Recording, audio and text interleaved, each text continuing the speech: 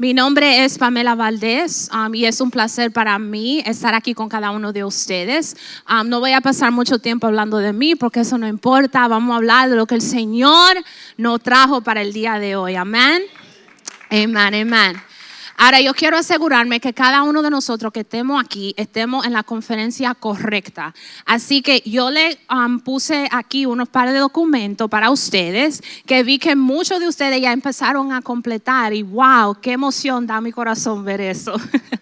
Amén. So, mi primera pregunta para ustedes, la primera pregunta que todos vieron, que dice, ¿ha vivido alguna traición, abandono o pérdida de confianza en una relación importante de su vida?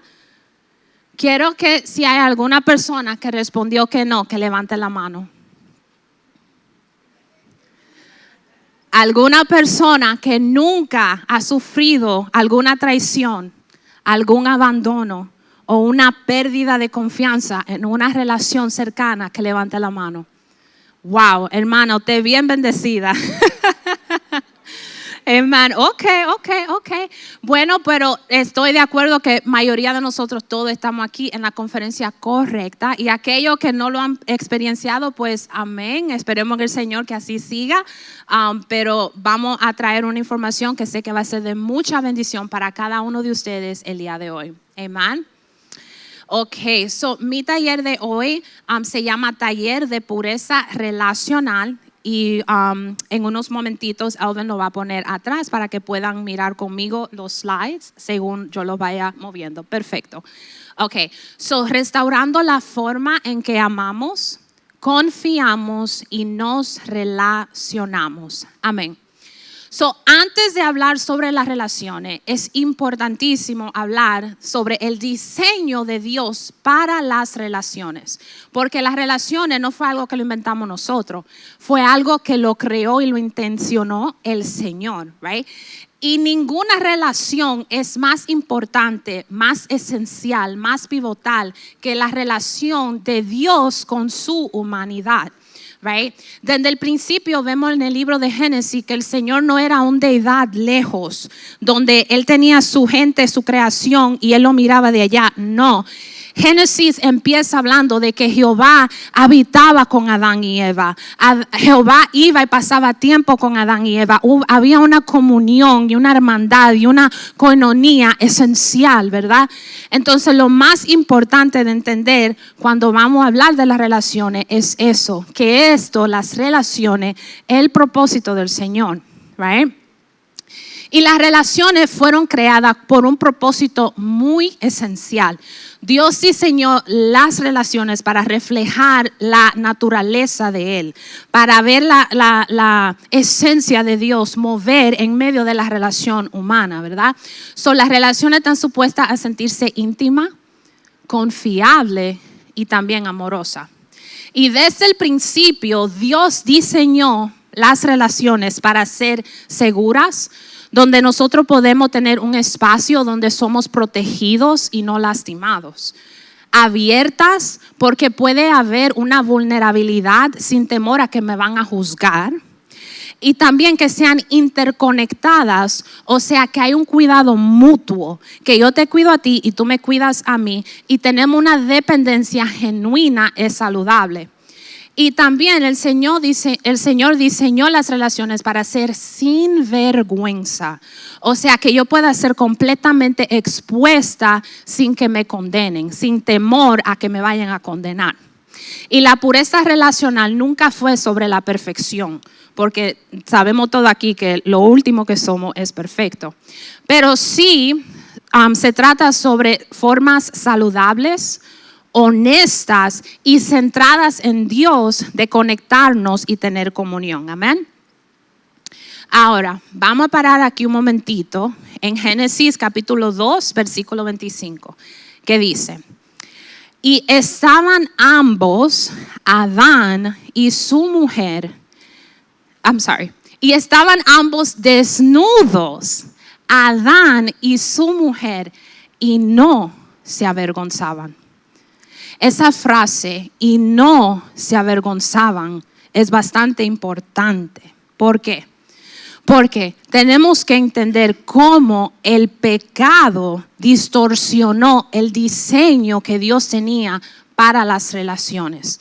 En Génesis también leemos sobre la caída, cuando la serpiente vino a hablarle a la mujer, ¿verdad? A Eva, y Eva entretuvo a la serpiente, comenzó a tener conversación con la serpiente, hasta el punto que fue engañada por esa serpiente. Esa serpiente entró duda a la mente de Eva y por eso hubo una caída, ¿verdad? Eva desobedeció al Señor y esa desobediencia llevó a la separación de Adán y Eva como creación, right? Como humanidad de Dios. Cuando Dios primero se acercó a Adán y a Eva después de la caída, nosotros podemos notar algunos comportamientos en Adán y Eva, basado en lo que dice la palabra, que ellos se retiraron, se escondieron y se volvieron defensivos y acusatorios. Adán dijo, Señor, la mujer que tú me diste, ¿ok? A la mujer y a Dios, fuiste tú, Señor, que me la diste a ella. Y Eva dijo, no, fue la serpiente, right? Ese pecado inicial de Adán y Eva introdujo un ciclo destructivo en cada relación. Ahora, en vez de relacionarnos con el diseño original que el Señor tenía para nosotros, ahora nosotros nos relacionamos con dolor, con protección, con defensividad y con miedo. Dolor porque alguien siempre nos lastima. Muchas veces personas cercanas a nosotros que más confiábamos. Protección porque construimos muros, literalmente barreras, para evitar de que haga un dolor futuro. Y defensividad porque reaccionamos a las circunstancias delante de nosotros sin pensar o discernir. Y miedo porque dejamos de confiar en las personas, dejamos de abrirnos y literalmente de ser verdaderamente conocidos. Y muchas veces, especialmente en la iglesia, estamos intentando amar a las personas cuando cargamos heridas de las personas. Right? Y es importante parar aquí porque nada de lo que yo vaya a decir en la continuación importa si no entendemos y reconocemos que este patrón opera en cada uno de nosotros que está aquí y cada uno de nosotros que está allá afuera. Y entender esto es el primer paso hacia la sanidad. Amén. Amén. Déselo al Señor. Ahora, hay un impacto de la confianza rota.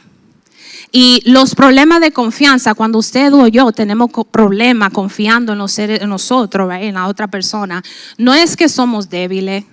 Usualmente es una respuesta a una herida relacional que hemos sufrido. Yo fui lastimada, no quiero que me vuelva a suceder, mejor te mantengo así. Right?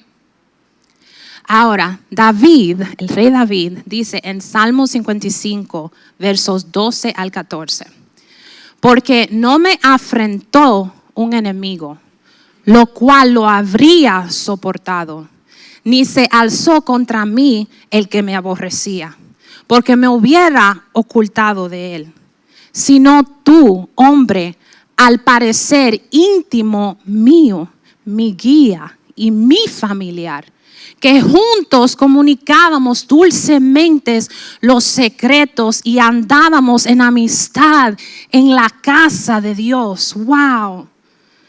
David no está hablando de una persona que él conoció en McDonald's, que lo pisó y le rompió el zapato. No, David está hablando de alguien que era suyo.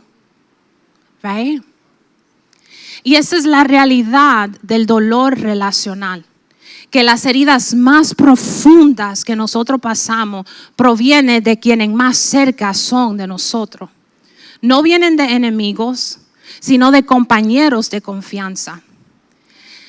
Y es importante saber que la confianza rota nos afecta a nosotros en todos los niveles. Nos afecta emocionalmente porque causa duelo, causa ira, nos adormece emocionalmente donde no sentimos nada, causa vergüenza. Espiritualmente porque causa duda, nos distancia de Dios y comenzamos a cuestionar la bondad del Señor. Señor, si tú eres bueno, ¿por qué tú permitiste que esto me sucediera a mí? Y también relacionalmente porque nos retraímos, hay retraimiento en las relaciones, nos echamos para atrás. Empezamos a desarrollar hipervigilancia, que es que estamos como siempre buscando, escaneando por la próxima persona que me va a hacer daño, y causa aislamiento. Aún físicamente nos causa una respuesta del estrés, nos trae ansiedad y trae una consecuencia negativa hacia la salud. Pero esas respuestas de la confianza rota no son debilidades, son mecanismos de supervivencia que usted y yo necesitamos a veces desarrollar para mantenernos seguros, para protegernos, ¿right? Después de haber sido dolorido. Pero solo fueron diseñadas para ser temporales, no un estilo de vida. Y siguiendo a eso, tenemos que entender también las narrativas que nosotros desarrollamos después que hemos sufrido una traición. Porque escribimos historias literalmente para protegernos de dolor futuro. Por ejemplo, empezamos a decir cosas como, yo no puedo confiar en nadie. O las personas siempre se van a ir. O si yo me abro otra vez, me van a lastimar de nuevo. ¿Para qué hacerlo? O empezamos a internalizar lo que sucedió como si fue culpa de nosotros. O es que yo soy demasiado. O yo no soy suficiente. Right? Y esas narrativas se sienten como sabiduría porque usted, su cuerpo, carga esa memoria de lo que le sucedió, pero se convierten en prisiones. Cuando yo atendí a la iglesia previa de venir aquí a Espíritu de Hermandad, una vez teníamos un evento de jóvenes, invitamos un grupo de otra ciudad que ellos tenían su propia banda y trajeron su CD y todo eso. Y había una canción, yo personalmente los invité por esta canción, que era una canción que decía, sacaste mi alma de la cárcel para que pueda alabarte, right? Y eso es Salmo 1:42, que dice, sácame de la prisión para que alabe tu nombre. Amén. Y esto es importante, hermano, porque estas narrativas que se convierten como en creencia de esencial en nuestro vientre, ahí en lo más profundo de nuestro ser, no solamente nos afectan en nuestras relaciones, también empiezan a moldear nuestra identidad, quiénes somos, nuestra teología, cómo leemos e interpretamos la palabra, y hasta nuestra habilidad para adorar y alabar a Dios en libertad. Amén. Y con eso, especialmente hablándole a gente de fe, es importante entender la diferencia entre lo que es el discernimiento y el cinismo.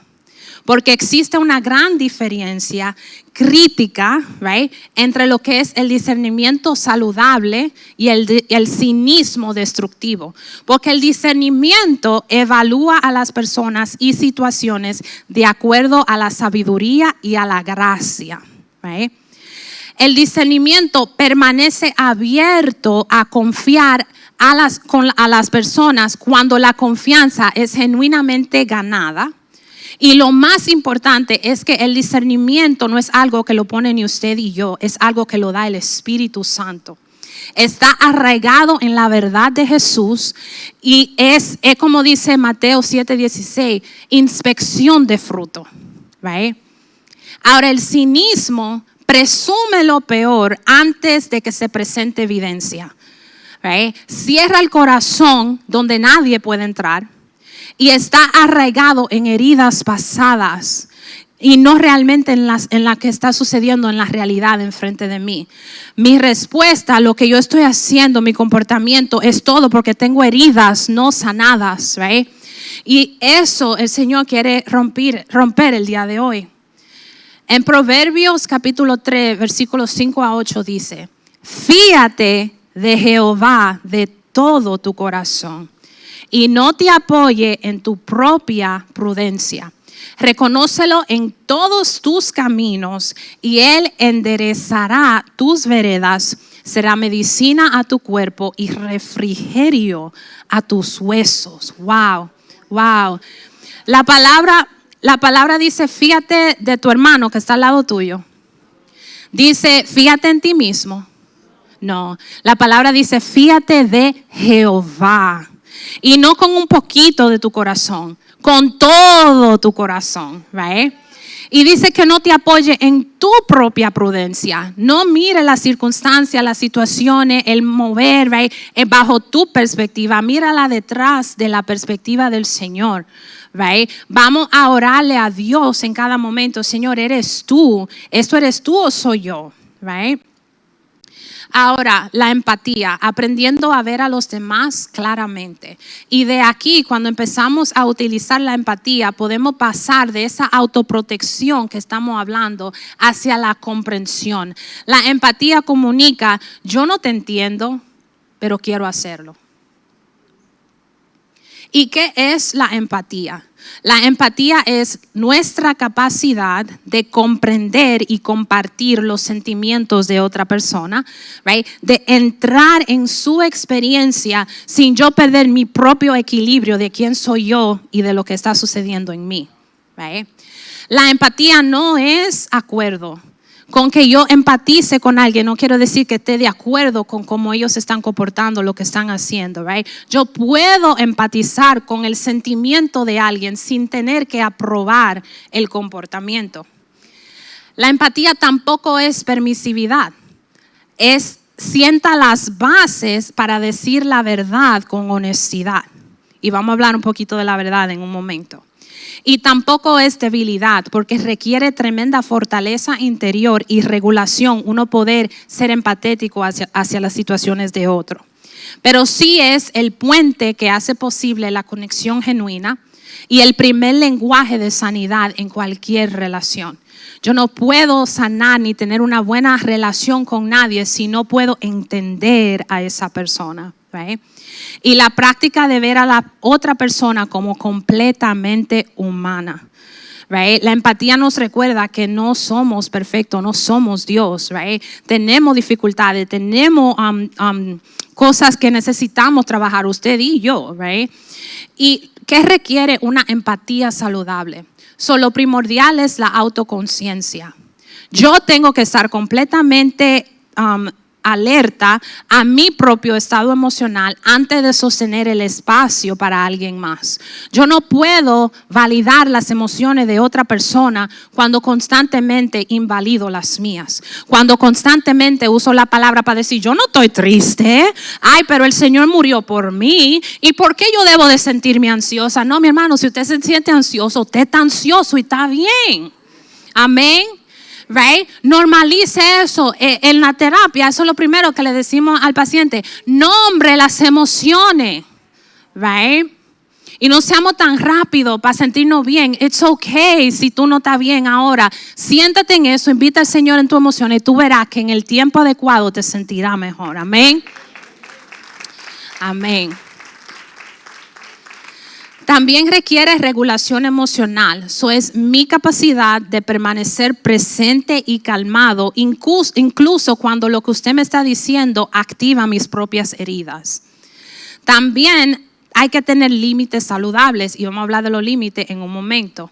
La empatía sin límites, cuando tengo una persona que siente los sentimientos de todo y nunca hay un límite y todo es un sí, prepárese porque eso va a llegar a la fatiga de compasión donde usted ya no se va a sentir tan agotado que no va a poder más y también a tener codependencia en sus relaciones que no es saludable. Right? Donde usted sienta que si la otra persona no está ahí para agarrarle la mano, usted no está bien. No. Right? Y también la empatía requiere que usted esté dispuesto a estar presente. No a arreglar, no a buscarle solución, solamente para ser testigo de lo que esa persona está pasando y decirle yo te veo, estoy aquí. Y eso a veces puede ser lo más sanador que una persona pueda escuchar. Ahora, límites. Uno de mis temas favoritos. Me encanta el tema de los límites, porque los límites es literalmente usted protegiendo la capacidad para amar bien. Los límites son claridad y mayordomía, me encanta esa palabra, mayordomía de lo que se me ha sido encomendado. Muchas veces no sabemos que se nos ha sido encomendado nada. Y por eso no somos mayordomos de lo que se nos fue encargado, right? De lo que se nos fue encomendado. Pero a usted y a mí el Señor nos ha dado mucho, right? Y para empezar a hablar sobre los límites, Efesios 4:15 dice, sino que siguiendo la verdad en amor, crezcamos en todo en aquel que es la cabeza, esto es Cristo. Siguiendo la verdad en amor. Vamos a parar aquí. So, la verdad y el amor tienen que caminar juntos. Así como marido y mujer, así, caminar juntos. La verdad y el amor. ¿Por qué? Porque si yo solamente le digo su verdad a usted en su cara, perdón, somos dominicanos aquí. Si yo solamente le digo a usted cómo es y no tengo amor, entonces lo que me vuelvo es dura y hiriente. Derribo en vez de edificar. Creo miedo y defensividad de la otra persona. Corrijo sin cuidar. Y eso produce obediencia, pero no transforma el alma. El amor, porque el otro lado también está mal. Cuando todo es amor y un sí y lo que tú quieras. El amor sin verdad también es un problema porque se convierte en compensación. Donde yo hago cosas y digo cosas que no quiero hacer o me pongo de acuerdo con algo que yo sé que no estoy de acuerdo solamente porque, ay, te quiero amar. No podemos ser permisivos. El amor sin verdad también construye comodidad en lugar de carácter. Evita el conflicto a costo del crecimiento. Cuida el sentimiento de la persona, pero no cuida el alma. Y produce comodidad, pero no sanidad genuina. ¿Y cómo se ven los límites saludables? Vamos a tomar otra pausa aquí. ¿Qué son los límites? La mejor forma que a mí me gusta describir o definir los límites es, por ejemplo, líneas de propiedades. Usted compra una casa, la casa tiene backyard, right? Y cuando usted compra su casa le dicen, mire, de ese palito a este palito, aquí y aquí, eso es suyo, right? Yo no me tengo que preocupar si mi vecino mowed the lawn, si mi vecino se cortó la grama suya. Eso es el problema de mi vecino. La grama mía, esa sí soy yo que tengo que responder, right? Esa es mi responsabilidad. Entonces los límites es exactamente eso. Es usted y yo entendiendo dónde yo termino y dónde empieza la otra persona. Porque cuando yo no sé dónde termino yo y dónde empieza la otra persona, lo que hago es que me meto a territorio que no es mío. Right? Ahora, amen, sí, de eso lo enseño. Y la realidad es que los límites son protección para el amor. Porque imagínense que estamos guiando y hay una calle que viene de este lado y la otra calle que va para acá. Yo voy manejando por aquí. Y si yo con mi carro me meto a este lado y viene otro carro, ¿qué va a pasar? Trágico. Un accidente. Puede ser que sea fatal. Right? Lo mismo sucede con los límites. Yo necesito entender que este es mi lane. Yo camino aquí, permito que el que venga por este lado camine por ahí. Y el día que nos queramos juntar y manejar juntos, ese carro del otro lado va a dar la vuelta y va a ser así con mi permiso y vamos a estar caminando en alineamiento. Right? Amen. Los límites saludables definen de qué tú eres responsable. Usted es responsable de sus emociones, de sus decisiones y de su comportamiento. Usted está en autocontrol de usted. Yo estoy en control de yo. Déjeme decirle algo. A usted nadie lo hace sentir nada. Sus emociones no son verdad. Sus emociones son una respuesta a cómo usted está experienciando la circunstancia en su vida. No es que son inválidas. Cada emoción que usted sienta es válida. y merece ser atendida, pero las emociones no siempre son verdad. Right? Y tenemos que dejar de estar echando culpa y señalando, es porque esto y porque aquel no hizo esto por mí y porque aquel. No, hermano, comience a tener límite y coger responsabilidad de lo que le pertenece a usted. Amén. Y los límites también definen de lo que yo no soy responsable. Yo no soy responsable de las emociones, de las reacciones y de las decisiones de otra persona. El Señor nunca me mandó a mí a tener dominio de otra persona. En su palabra el Señor me manda a tener dominio propio. Porque un día le vamos a dar cuenta a quién, a Jehová, individual. Yo no le voy a dar cuenta a Dios por mi esposo. Él le va a dar cuenta a Dios por su vida. Yo le voy a dar cuenta a Dios y lo mismo usted, right? So, los límites saludables también nos ayudan a decidir en qué yo voy a participar y en qué no. Cuando yo lo comunico con honestidad, no con silencio. Porque hay una autora que se llama Lisa Turquoise que dijo una frase que yo dije, wow, eso sí es verdad. Un límite no es un límite si no es comunicado. Nadie lee mentes. Usted tiene que dejarle saber a las personas en su alrededor que usted está de acuerdo y que no usted está de acuerdo. Y eso tiene que ser aceptado. Right? Y lo mismo, usted, como usted establece su límite, también tiene que aprender a respetar los límites de otra persona. Porque usted no tiene que aprobar lo que la otra persona dice que necesita para sentirse cómodo en las relaciones. Eso es suyo entre usted y Dios. Amén. Amén.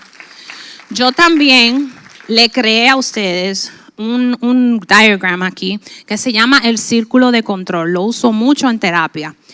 El círculo de adentro dice, dentro del círculo están las cosas que sí puedo controlar. Ahí está usted y ahí está Dios con usted. Right? En ese círculo está toda la cosa que le pertenecen a usted. Su palabra, su tono, sus respuestas, su propio proceso de sanidad, su inversión, sus expectativas, todo eso, right? Se lo dejo para que usted lo lea. Afuera del círculo, todo lo que usted no es responsable. El proceso de sanidad de otro, la respuesta y reacciones de otro, la traición y el rechazo, right? Cómo le tratan los demás, eso no es problema suyo. Right? Y a veces es importante ver eso para poder entender cuál en verdad son mis límites, de qué yo me tengo que preocupar. Right? Y ahora, señales que un límite es saludable. Se comunica claramente, no se impone silenciosamente a través del resentimiento o el retraimiento. Muchas veces decimos que sí a todo. Sí, sí, sí. Y por dentro estamos, ay, ya yo estoy cansada, yo no quiero hacer nada. Hermanos, usted tiene que decir que no, diga que no, right?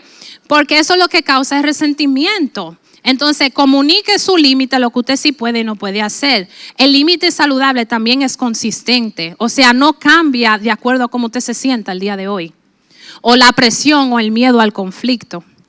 Y en última instancia, los límites saludables protegen la relación, no solamente a mí, sino que nos enseñan a ti y a mí que yo necesito para sentirme segura y cómoda alrededor tuyo y tú al lado mío. Amén. Proverbio 25:28 dice, como ciudad sin muralla y expuesta al peligro, así es quien no sabe dominar sus impulsos. La misma palabra nos dice, cuando usted está fuera de control, usted es como ciudad sin muralla. Cuando usted no sabe cuáles son sus límites, tanto propio como el de su vecino, usted está expuesto al peligro, dice la palabra. Amén. Ahora, resolución de conflictos y cómo podemos manejar los conflictos de una manera madura. Déjeme decirle algo que es muy cierto. Mientras más usted se acerca a las personas, más se va a acercar a sus problemas. Y si usted no lo sabía, todo lo tenemos. Santiago 4:1 dice, ¿de dónde vienen las guerras, los pleitos entre vosotros? ¿No es de vuestras pasiones las cuales combaten en vuestros miembros? Vamos a entender un poquito la raíz del conflicto, porque Santiago 4:1 nos enseña que la mayoría del conflicto que nosotros vemos se origina internamente, empieza adentro. Cuando hay un conflicto, usualmente porque algo se está mecaneando adentro, right? Como deseos no satisfechos, heridas no sanadas y miedos no abordados, right? Una persona ansiosa que no sabe decir que está ansiosa, right? Y ignora el estado emocional que está realmente, y eso causa todo este conflicto, right? Y para entender un poquito más, vamos a hablar de raíces comunes del conflicto. Muchas veces el conflicto no es el conflicto que vemos aquí. El conflicto es necesidades no satisfechas, donde hay una persona falta de conexión, que no se siente respetada o que no se siente segura o valorada, right?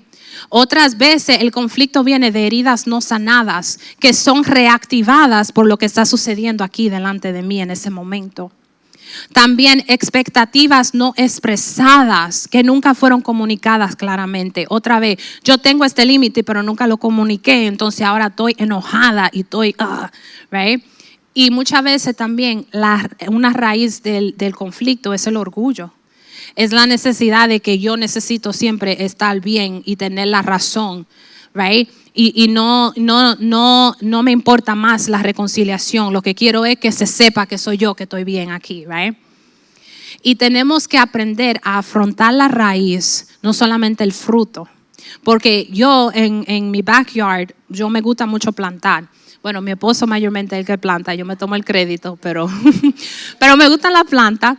Y yo noto que hay cierta planta que yo digo, ve, yo no quiero eso ahí, vamos a quitarla. Y él va con el lawnmower o con lo que sea y lo quita. El año que viene, bajo la temporada perfecta, bajo la mejor condición, esa planta vuelve y nace. Right? Entonces yo he aprendido que cuando yo verdaderamente no quiero algo, yo tengo que ir y meter la mano y ponerme media, y sacar esa de raíz para yo no poder verlo otra vez. Right? Y este es un refrán que dijo un psiquiatra que se llama Viktor Frankl. Me fascina porque tiene tanta verdad en él. Y veo al Espíritu Santo obrando en él. Dice, entre el estímulo y la respuesta hay un espacio. En ese espacio está nuestro poder para elegir nuestra respuesta. En nuestra respuesta está nuestro crecimiento y nuestra libertad. Vamos a hacer algo. Jazz, ven aquí. Y pastora, venga usted aquí. Una pequeña ilustración. Un estímulo es algún comportamiento o algo que una persona hace que causa una respuesta de la otra. Vamos a decir que la pastora y Jasmine están hablando y Jasmine le dice algo a la pastora que enoja a la pastora, right? Entonces Jasmine tira ese estímulo. Y entonces Viktor Frankl está diciendo que entre Jasmine y la respuesta de la pastora hay un espacio. En ese espacio que hay ahí de la pastora recibir eso que Jasmine le dijo, a lo que la pastora le responde, dice que ahí está su poder de ella. Porque ahí ella puede pausar y decir, ¿cómo yo voy a responder a esto? Y dice Viktor Frankl que ahí en ese espacio, con la respuesta que la pastora ahora le dé, se nota el crecimiento de la pastora y la libertad que la pastora genuinamente tiene. Right? Y ese espacio, déjeme decirle, es el Espíritu Santo que quiere estar ahí. Cuando alguien le diga algo a usted y usted quiera, usted dice, espérate. Ay, Espíritu de Dios. Gracias por esa ilustración. Ay, Espíritu Santo. Si yo le dijera como le quiero decir, right? Pero dice, esto es tan wow. El Señor no lo dice, right? El Señor lo dice, no sea rápido para la ira, right? Like, tómate tu tiempo, piensa, right? No reaccione, sino órale al Señor, Señor, porque yo quiero crecer y yo quiero ser libre. Amén. Amén. ¿Y cómo vamos a tener una resolución del conflicto saludable? Vamos a pausar antes de responder. Usar ese espacio que nos dijo Viktor Frankl, pero que en realidad nos habla el Espíritu Santo. Ese es el espacio donde el Espíritu Santo puede intervenir, right? En esos pensamientos negativos, en esa respuesta que yo quiero dar. El Espíritu Santo dice, no. Ven, porque quiero que tú crezcas. Y cada vez que hacemos lo que dice el Espíritu Santo y no lo que digo yo, crecemos. Y tenemos más libertad, amén. Amén. Y también tenemos que aprender a hablar sobre la necesidad y no de la acusación. Yo siento tal y tal cosa cuando sucede tal cosa y no tú siempre estás haciendo eso, porque eso causa defensividad y es acusatorio, ¿right? Y también tenemos que aprender a escuchar para entender y no para discutir y dar una respuesta de una vez, ¿right? Tenemos que también aprender a identificar cuál verdaderamente es el conflicto que tenemos al frente. ¿Es realmente lo que está sucediendo entre tú y yo o alguna de las otras cosas que hemos hablado? Tú te sientes como que no te sientes valorada, no te sientes como que tiene... ¿dónde está aquí? Donde tus heridas no han sido sanadas, donde estás experienciando, no estás expresando lo que tú necesitas y por eso estás reaccionando de esa forma, right? Vamos a ser astutos a poder verdaderamente responderme de qué se trata este conflicto y buscar la restauración, no solamente la resolución del problema, right? Porque la relación al final del día vale más que ganar. Y también saber cuándo se necesita un mediador, cuándo necesitan llamar al pastor, cuándo necesitan llamar a ese líder o persona para que le ayude. Porque pedir ayuda es sabiduría, no es debilidad. Right? Amén. En Salmo 1:33 el Señor nos dice, mirad cuán bueno y cuán agradable es que los hermanos habiten juntos en armonía. Mire qué lindo se siente esta coinonía que tenemos aquí el día de hoy, amén. Donde el Espíritu Santo se está moviendo. Amén, amén. So, la confianza, el fundamento de las relaciones saludables, porque la confianza es el oxígeno de la relación. Yo no sé si usted ha tenido un amigo, un novio, una pareja o quien sea en su vida que no confiaba en usted, right? Esa relación se siente como asfixiante, como que le falta el aire, right? Y la confianza es esencial para las relaciones. Hay que tener también una perspectiva equilibrada de lo que es la confianza. Porque nadie se levanta diciendo, oh, yo no voy a confiar en nadie el día de hoy. No. Usualmente algo sucedió. Hubo una herida, algo que causó que ya yo pierda esa confianza. So, la confianza no es un switch de luz que se prende y se apaga cuando yo quiera. No, es una moneda que se construye con el tiempo a través de un comportamiento consistente, confiable y honesto. Cuando tú ves que la persona tiene patrones que tú puedes decir, ok, puedo confiar, right? Y tenemos también que entender que la confianza se gana, nunca se asume. Se rompe por acción y por inacción, right? Por el silencio, por la ausencia, por la negligencia. Y la confianza humana es condicional, déjeme decirle, porque usted y yo lamentablemente somos diferentes a Dios. Somos hechos a su imagen y semejanza, pero en cierta forma no somos así como el Señor, que dice la palabra que no tiene variación, no tiene sombra de variación, right? Y a veces la persona, no siempre son consistentes, pero Dios siempre es digno de la confianza. Amén. Amén, amén, amén. Y volver a confiar después de una traición no es algo ingenuo, es algo que lleva mucha valentía. Y tampoco significa regresar a una situación insegura, donde su seguridad está en cuestión, right? Significa permanecer abierto a la posibilidad y a las personas de tener relaciones que son dignas de confianza, okay? Y algo también es necesario de ambos partes. Por ejemplo, la persona que se le hizo la traición y a la persona que está pidiendo perdón. Hay una responsabilidad de ambas partes, ¿verdad? Cuando hay una ruptura de confianza, de quien rompió la confianza, es importante que esa persona reconozca genuinamente el daño que ha causado. No hay cosa más terrible que una persona que invalide tu experiencia, right? Vamos a reconocer si yo sé que hice mal, sin minimizar y sin desviar a la persona de cómo ellos genuinamente se han estado sintiendo. También requiere un cambio consistente y verificable con el tiempo. No solamente decir palabritas ni pedir disculpas, no, es que hay un cambio verificable, right? Y también tiene esa persona que tener paciencia con el proceso de sanidad, sin presionar a la otra persona para que lo perdone en un plazo determinado, right? Y también la persona que fue lastimada tiene su compromiso también.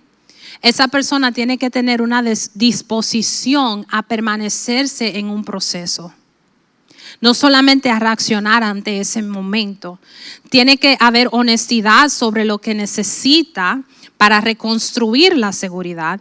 Y también tiene que haber comprensión de que el perdón y la confianza no son lo mismo. Yo te puedo perdonar, pero volver a confiar en ti, ya eso es otro nivel. Yeah.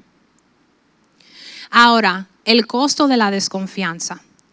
Elegir no perdonar, eso es suyo, right? Pero el Señor nos manda a que perdonemos, porque la palabra es bien clara y dice, si tú perdonas a quien te ofendió, Jehová que está en los cielos te perdonará a ti. Pero si tú no lo haces, right? Entonces, no confiar es un tipo de prisión. Y yo le voy a hablar un poquito del costo a largo plazo de la persona que tiene una desconfianza crónica. Esa persona va a vivir en soledad y aislamiento relacional que se profundiza con el tiempo. Va a haber un estancamiento espiritual. La capacidad de tener intimidad con Dios se comienza a reflejar en su capacidad de tener relación humana. Me gusta la reflexión de la cruz, que la cruz es vertical, pero también horizontal. Right? Es ambos. Consecuencias para la salud física. Puede causar el estrés no resuelto y la falta de perdón tienen efectos fisiológicos documentados. Right? Eso nos enferma. Y lo que más me duele y honestamente lo más profundo es la transmisión de heridas a la próxima generación. Porque los hijos suyos van a aprender lo que usted le está modelando. Right? Y la pregunta no es, ¿puedo yo permitirme volver a confiar? Sino es, ¿podré permitirme no hacerlo? Y acá sí nos faltan un poquito más de puntos. La gracia, que es el pegamento de las relaciones. Porque con la gracia podemos permitir que las personas sean imperfectas, que crezcan y que fallen sin ser descartadas.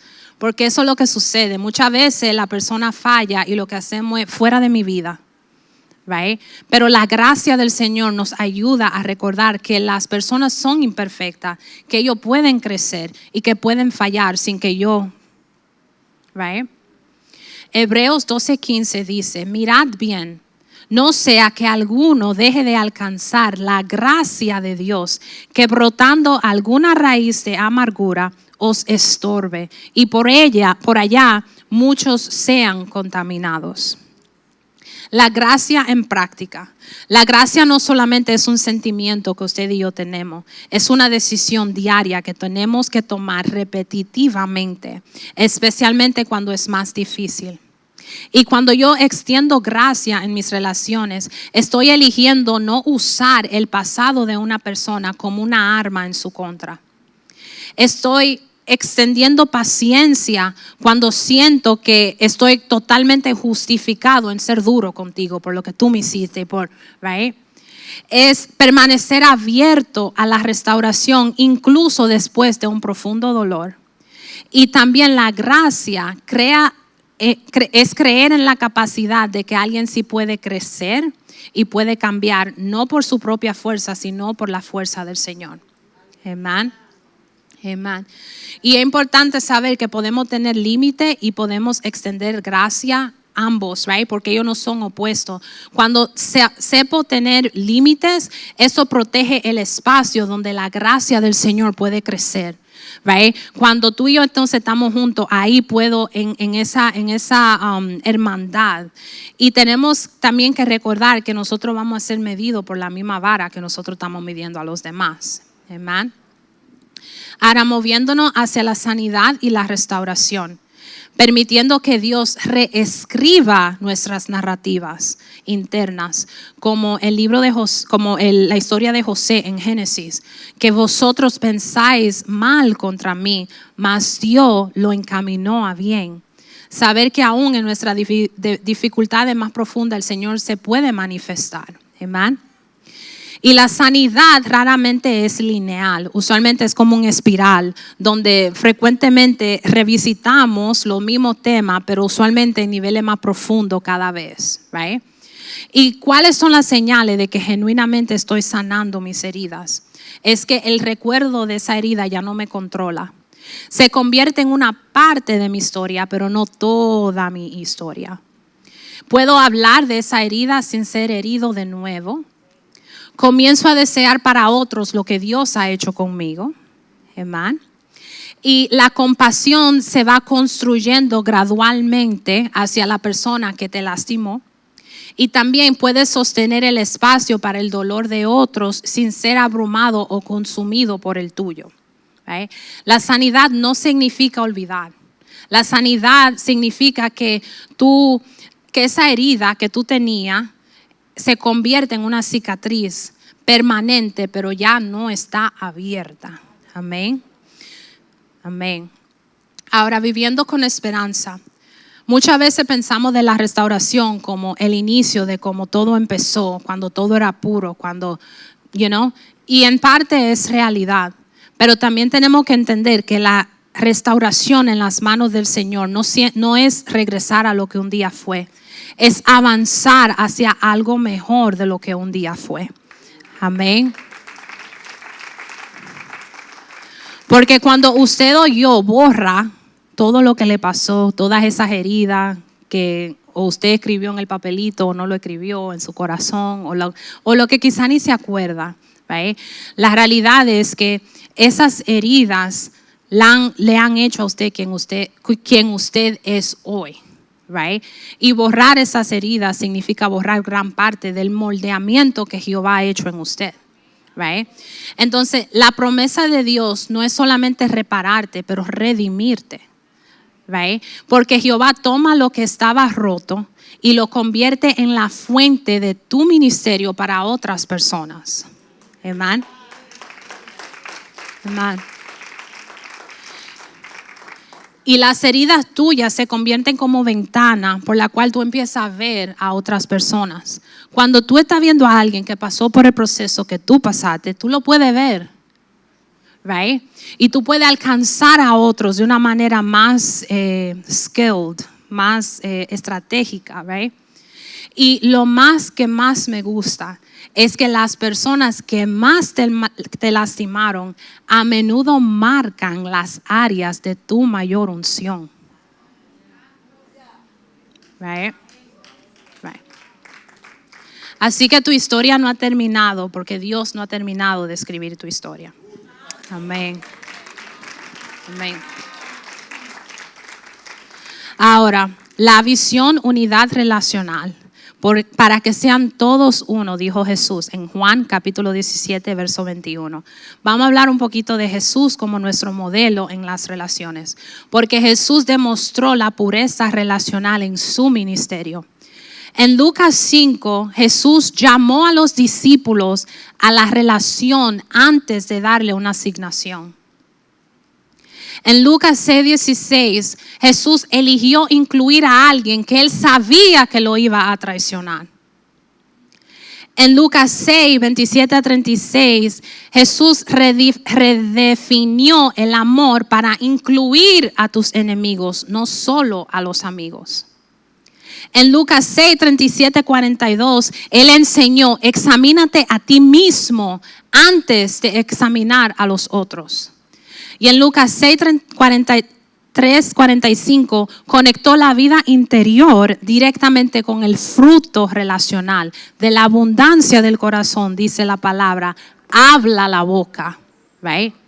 El patrón de Jesús no era perfección en las relaciones, era intencionalidad. Jesús era intencional. Jesús estaba presente, la presencia de Jehová entraba al templo. Right?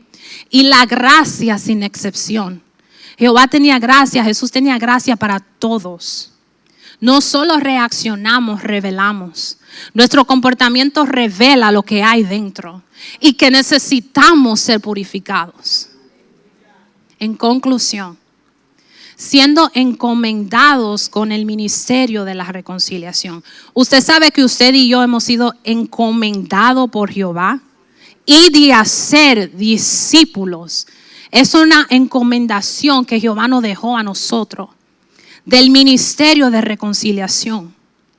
Es el llamado a la pureza relacional. Es el compromiso de manejar los corazones de otra persona con cuidado. Esa otra persona que usted lo mire y le hace así. Jesús murió por esa persona en la cruz también. Es buscar la verdad con amor. Es construir puentes en lugar de quemarlos.